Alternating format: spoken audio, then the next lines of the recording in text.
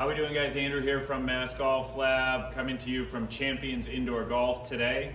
We're covering yet another topic today that's a really good thing to work on in the simulator as you get some fantastic feedback. Today we are talking about trajectory control.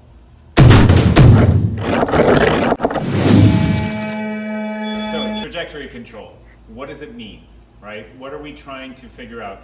We're trying to figure out how to hit it low, how to hit it high, and how to find that optimized trajectory. So let's just start with the simple basics. How do we hit it low and how do we hit it high?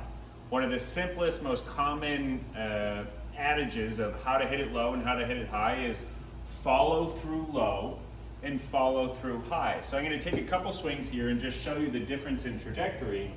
Low follow through, I'm going to feel like I get through to here, and I'm going to stop my swing right there. I'm going to keep this club really low to the ground. And you'll see how that ball comes out nice and low, one of those kind of piercing into the wind trajectories.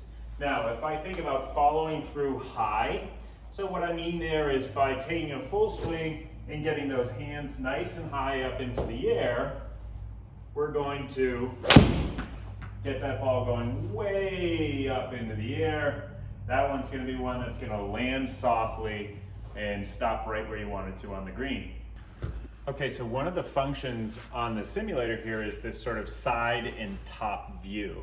You can see here my first shot was a much lower trajectory that ends up with quite a bit more roll, where my second shot gets way up into the air and it's going to roll a little bit less. That's just because it has more backspin, so it climbs higher up into the air.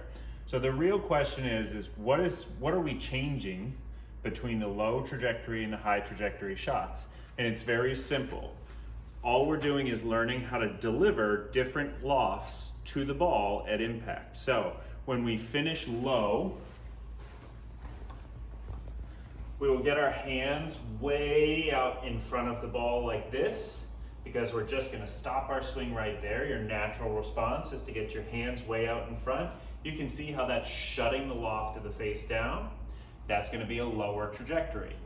When we take this nice high swing, we're going to let our hands release a little bit more as we get those hands up high, and you're going to see a lot more loft being delivered to the ball. Now, one of the things to be aware of is that there's a lot of different ways to change trajectory.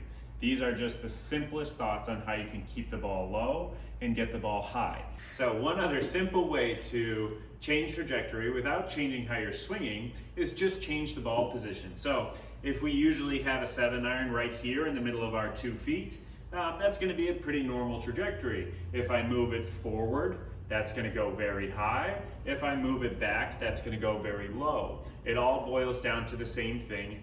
What sort of loft is going to be delivered to the ball? The further that the ball is back, the more my hands get in front of the ball and the loft gets shut down.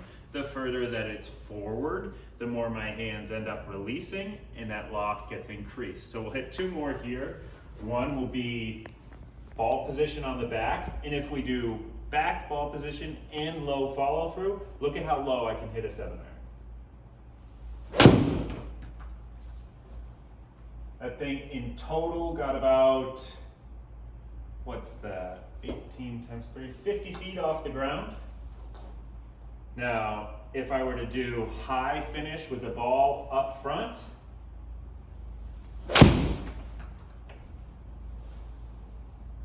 that's about 2.5 times higher than that initial low ball flight.